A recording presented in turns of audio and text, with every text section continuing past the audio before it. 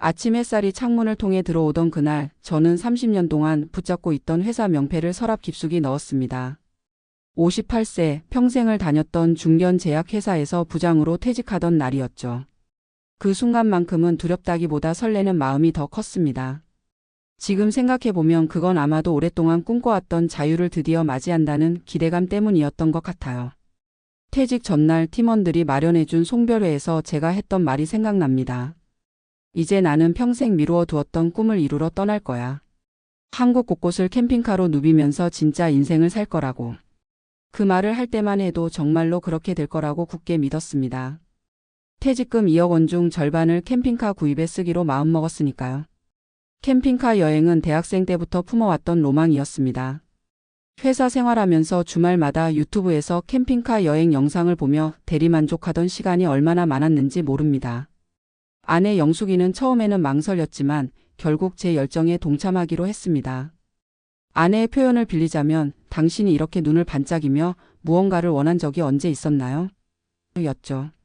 30년 동안 가족을 위해 자신의 꿈을 접어두었던 제 모습을 알기에 이번만큼은 전적으로 지지해 주기로 한 모양이었습니다. 퇴직 일주일 후 저희 부부는 경기도 용인에 있는 캠핑카 전시장에 갔습니다.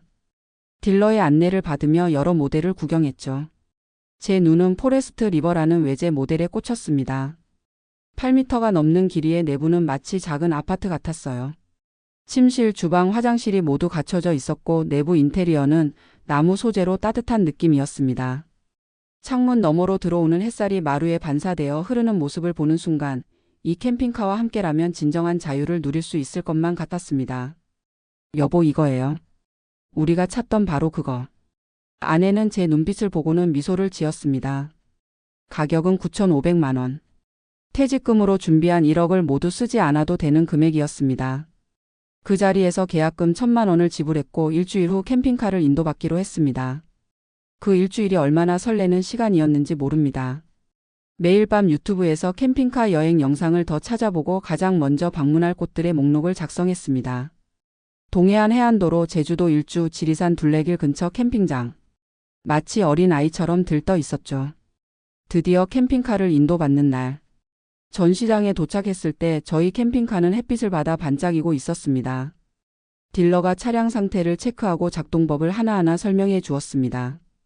저는 반에 취한 듯 그의 말을 들으며 고개를 끄덕였습니다.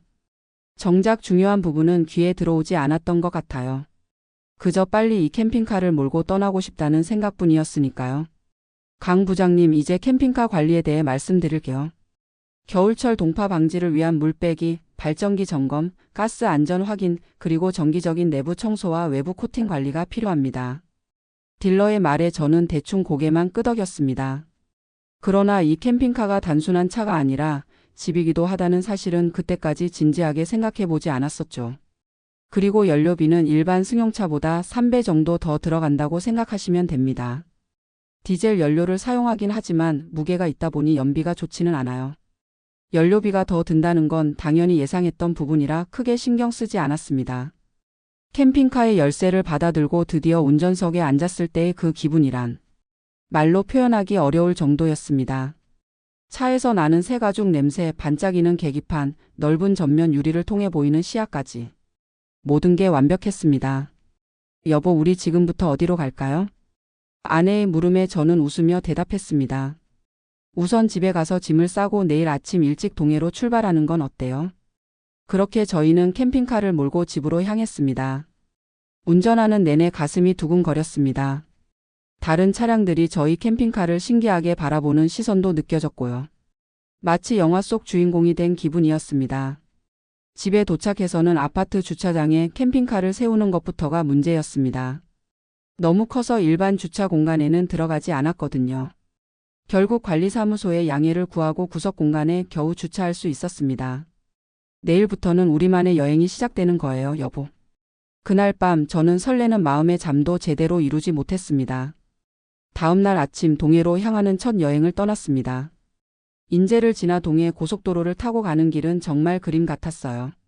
창문 너머로 보이는 푸른 산과 맑은 하늘. 라디오에서 흘러나오는 옛 가요를 영숙이와 함께 따라 부르면서 달렸습니다. 그러나 첫 번째 현실적인 문제는 생각보다 빨리 찾아왔습니다. 인제휴게소에 들렀을 때였죠. 주유소에서 기름을 가득 채웠는데 금액을 보고 놀랐습니다. 25만 원이요? 평소 제 승용차였다면 8만 원 정도면 가득 채울 수 있었을 텐데 캠핑카는 연료탱크 용량이 크고 연비도 좋지 않다 보니 이런 결과가 나온 겁니다. 그래도 저는 긍정적으로 생각했습니다. 평생 꿈꿔온 자유에는 값이 있는 법이지.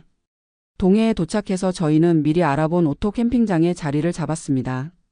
바다가 보이는 절벽 위 캠핑장이었는데 경치가 정말 환상적이었어요.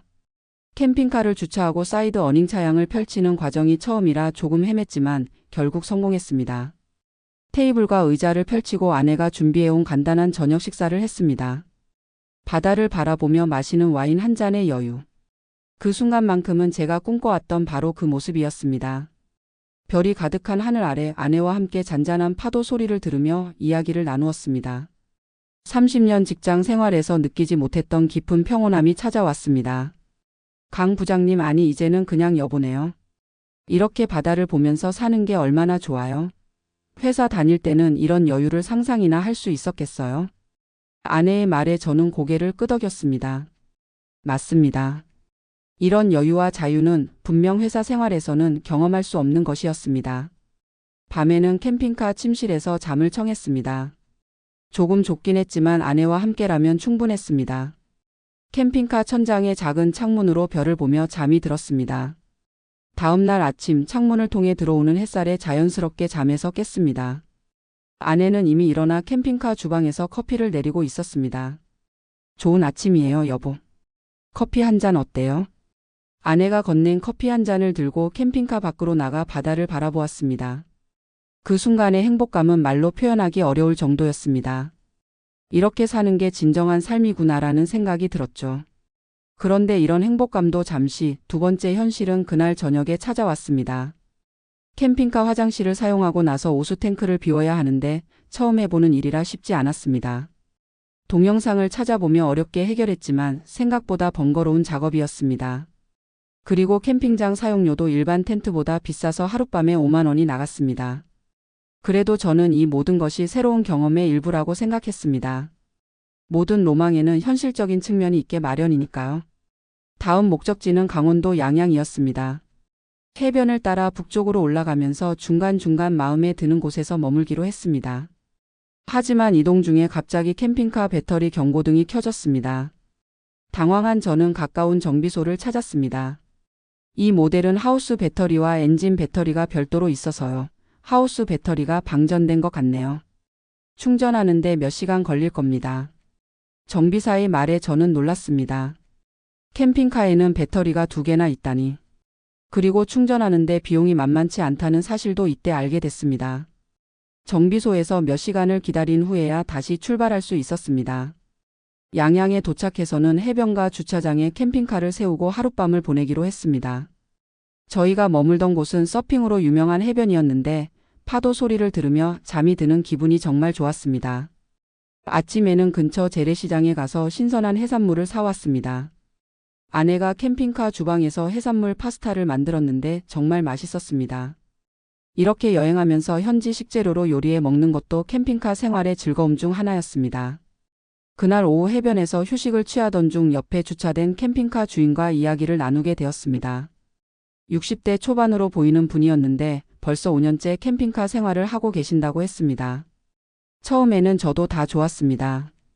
그런데 시간이 지나면서 관리하는 게 점점 부담스러워졌어요. 계절마다 챙겨야 할 것도 많고 고장나면 수리비가 만만치 않고. 지금은 1년에 반 정도만 캠핑카로 여행하고 나머지는 아파트에서 지내요. 그분의 말씀을 들으면서 약간의 불안감이 생겼습니다. 하지만 저는 나는 더 잘 관리할 수 있을 거야 라고 스스로를 안심시켰습니다. 이렇게 동해안을 따라 일주일 정도 여행을 한 후 저희는 다시 집으로 돌아왔습니다. 첫 여행은 정말 행복했지만 솔직히 말하면 상상했던 것보다 피곤한 점도 있었습니다. 특히 캠핑카 관리에 대한 부분이 생각보다 많이 신경 쓰였죠. 집에 돌아와서 캠핑카를 청소하고 다음 여행을 준비하는 과정에서 저는 처음으로 캠핑카를 구입한 결정에 대해 의구심이 들기 시작했습니다. 특히 연료비, 캠핑장 이용료, 주차 문제, 그리고 예상치 못한 정비 비용 등이 생각보다 부담이 컸습니다. 그런데 진짜 충격은 첫 달 관리비 청구서를 받았을 때였습니다. 캠핑카 보험료, 주차 공간 임대료 아파트 단지 내에 정식으로 주차 공간을 빌려야 했습니다. 그리고 첫 여행에서 들었던 연료비와 정비 비용을 모두 합치니 무려 150만 원이 넘게 나왔습니다. 이건 제가 전혀 예상하지 못했던 금액이었습니다. 여보, 이게 맞아요? 한 달에 150만 원이면 1년이면 1,800만 원인데. 아내는 청구서를 자세히 살펴보더니 고개를 끄덕였습니다. 맞아요. 보험료가 생각보다 비싸네요. 그리고 주차 문제도 있고. 캠핑카가 생각보다 관리하기 쉽지 않은 것 같아요. 그날 저녁 저희 부부는 진지한 대화를 나누었습니다. 과연 이 캠핑카를 유지하는 것이 경제적으로 가능할지, 그리고 정말 원하는 라이프 스타일인지에 대한 이야기였습니다. 저는 여행 자체는 정말 좋았어요. 하지만 이 캠핑카를 소유하고 관리하는 건 생각보다 큰 부담이네요. 아내의 말에 저는 깊이 생각했습니다. 퇴직금으로 캠핑카를 구입한 건 좋았지만 매달 들어가는 유지비는 퇴직 후 저희의 고정 수익 국민연금과 약간의 임대 수입으로는 감당하기 어려운 금액이었습니다. 처음에는 그저 여행비 정도만 들 거라고 생각했는데 실제로는 집과 차를 하나 더 소유하는 것과 같은 부담이 되고 있었습니다. 일주일 정도 더 고민한 끝에 저희는 어려운 결정을 내렸습니다. 캠핑카를 판매하기로 한 것입니다.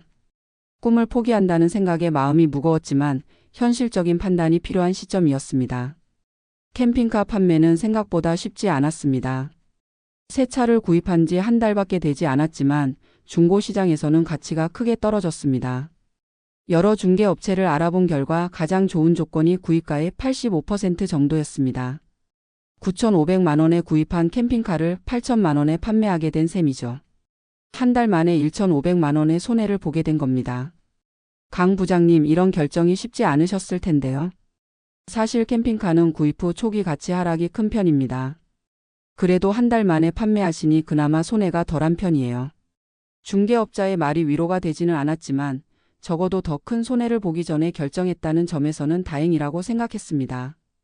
캠핑카를 판매한 그날 마지막으로 차 안에 앉아 있으면서 여러 감정이 교차했습니다. 아쉬움, 후회, 그리고 동시에 부담에서 벗어난다는 안도감까지. 여보, 우리가 꿈을 포기한 걸까요? 아내는 제 손을 잡으며 말했습니다. 아니요, 꿈을 포기한 게 아니라 꿈을 이루는 다른 방법을 찾은 거예요. 캠핑카가 없어도 우리는 여행할 수 있어요. 렌트카를 빌리거나 필요할 때 캠핑카를 대여할 수도 있고요. 아내의 말이 제게 새로운 시각을 주었습니다. 맞습니다. 꼭 캠핑카를 소유해야만 제 꿈을 이룰 수 있는 건 아니었습니다. 소유의 부담 없이도 자유를 느낄 수 있는 방법은 얼마든지 있었습니다. 캠핑카 판매 후 저희는 새로운 여행 계획을 세웠습니다. 이번에는 제주도로 가기로 했는데 렌터카와 펜션을 예약했습니다. 캠핑카만큼의 자유로움은 없을지 모르지만 관리와 유지에 대한 부담 없이 여행 자체에 집중할 수 있다는 장점이 있었습니다. 제주도 여행은 정말 즐거웠습니다. 렌터카로 섬 곳곳을 돌아다니며 밤에는 펜션에서 편안하게 쉴 수 있었습니다.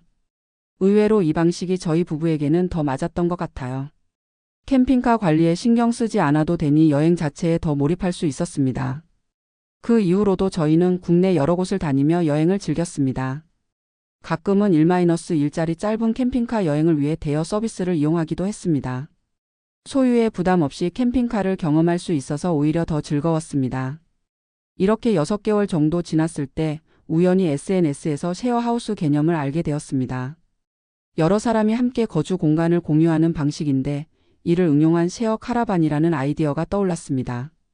비슷한 상황의 퇴직자들끼리 캠핑카 한 대를 공동으로 구매하고 관리하는 방식이었죠. 고민 끝에 골프 모임에서 알게 된 퇴직자 두 분과 함께 이 아이디어를 실현해 보기로 했습니다. 세 가구가 공동으로 캠핑카 한 대를 구입하고 일정을 조율해 번갈아 가며 사용하는 방식이었습니다. 유지비도 나눌 수 있으니 경제적이었고 혼자서 모든 관리를 책임질 필요도 없었습니다. 이 방식은 놀랍게도 잘 맞아떨어졌습니다.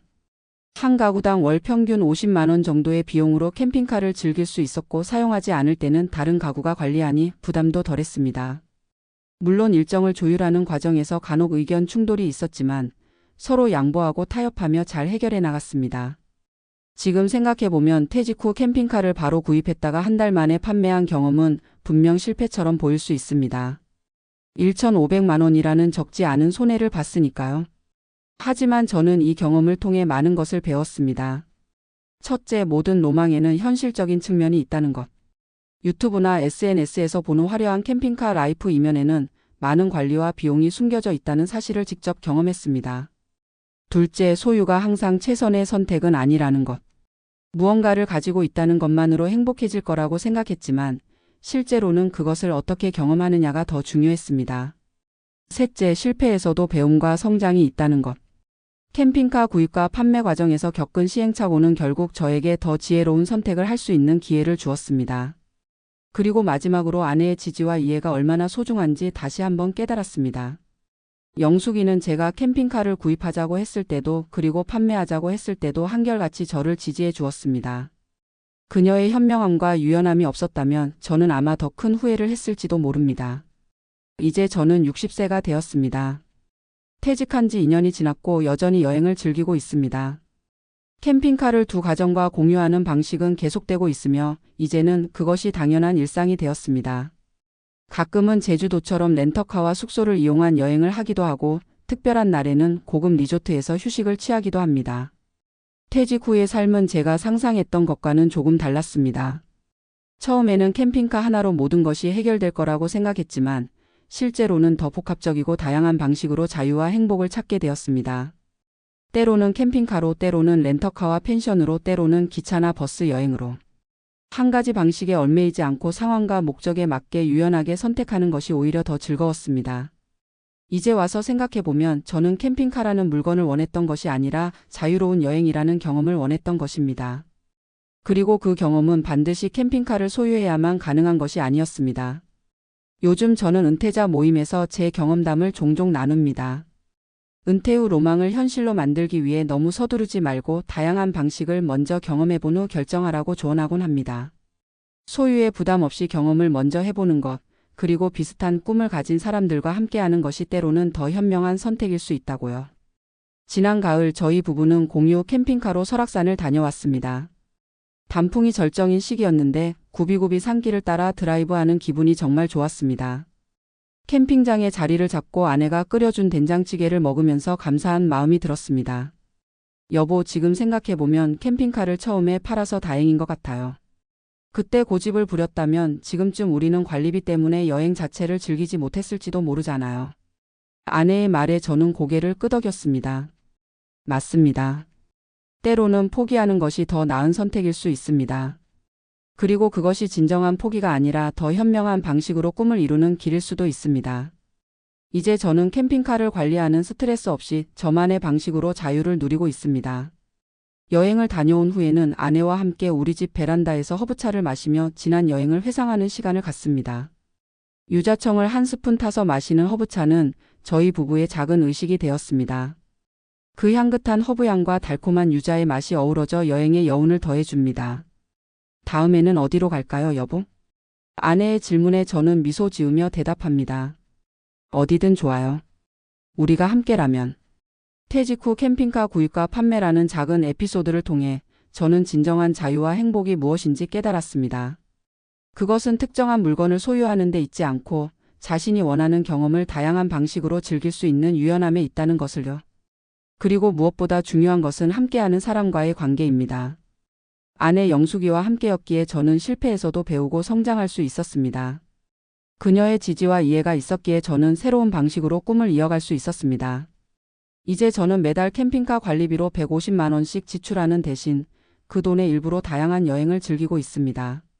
남은 돈은 저축해 언젠가 가보고 싶었던 유럽 여행을 계획하고 있습니다. 아내와 함께 지중해의 작은 마을을 거닐며 현지 시장에서 장 봐서 요리해 먹는 상상을 하면 지금도 설렙니다. 지금도 가끔 유튜브에서 캠핑카 여행 영상을 봅니다. 예전처럼 로망으로 바라보는 건 아니지만 그 안에서 자신만의 행복을 찾아가는 이들의 모습을 보며 미소 짓게 됩니다. 모두가 각자의 방식으로 자유와 행복을 찾아가는 여정 속에 있다는 것을 알기 때문입니다. 퇴직 후의 삶, 이제 저는 더 이상 무엇을 소유할지에 집중하지 않습니다. 대신 어떤 경험을 할지에 집중합니다. 그리고 그 경험을 더욱 풍요롭게 해주는 사람들과의 관계를 소중히 여깁니다. 캠핑카는 판매했지만 그 안에서 꿈꿨던 자유로운 삶은 여전히 진행 중입니다. 다만 방식이 조금 달라졌을 뿐이죠. 어쩌면 그것이 진정한 자유의 의미인지도 모릅니다. 틀에 얽매이지 않고 자신만의 방식으로 행복을 찾아가는 것. 이제 저는 매일 아침 베란다에서 커피 한 잔을 마시며 하루를 시작합니다. 창밖으로 보이는 풍경을 바라보며 오늘은 또 어떤 행복이 기다리고 있을지 설레는 마음으로 상상합니다. 캠핑카 없이도 충분히 자유롭고 행복한 이 순간이 어쩌면 제가 진정으로 원했던 것인지도 모르겠습니다. 여러분의 인생에도 캠핑카와 같은 로망이 있다면 너무 서두르지 마세요. 천천히 경험해보고 다양한 방식을 시도해보세요. 그 과정에서 진정으로 원하는 것이 무엇인지 알게 될 테니까요. 그리고 때로는 포기하는 것이 더 현명한 선택일 수 있다는 것도 기억하세요. 그것이 제가 캠핑카를 통해 배운 가장 값진 교훈입니다. 지금 이 순간 저는 퇴직 후의 삶을 정말 행복하게 즐기고 있습니다. 캠핑카 판매라는 작은 실패를 통해 더 큰 행복을 찾게 된 것에 감사합니다. 인생은 계속됩니다. 그리고 우리는 언제나 새로운 가능성을 향해 나아갈 수 있습니다. 저의 이야기가 비슷한 상황에 처한 누군가에게 작은 도움이 되길 바랍니다. 감사합니다.